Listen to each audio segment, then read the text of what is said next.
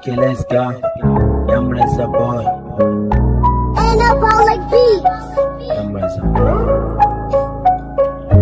Reza ne uban kwalawa yau na fara yin gabi ta Allah shine gata na shine sarki jaljalala rap nike ni banga dara so nike in zarce tsara to mu je zuwa matara zuwa matara dole zani ba kurata tunda na rike ta bara ɗaya da biyu nace a tare ni da ku zo mu fara ratatan nike biya shi fici din nike buga shi rap nike kamar a gane tambayar ku zan fahimta ni da garba yan gari ne ban fada da yan adawa bai da dutse ba haɗi wannan nace a barwa malatin da bani ranga-ranga rap nike yaro dai na kuka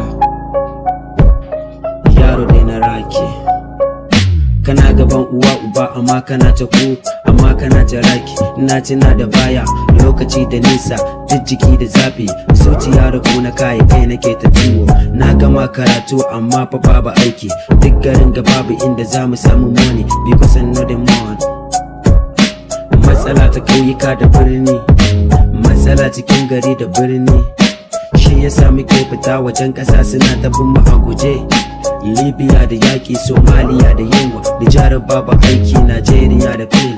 So kuke Najeriya ta koma Libya, so kuke Nijar na ce ta zama Somalia, Nijar Najeriya, yan uwa guda ne kamar Hassan Usaini.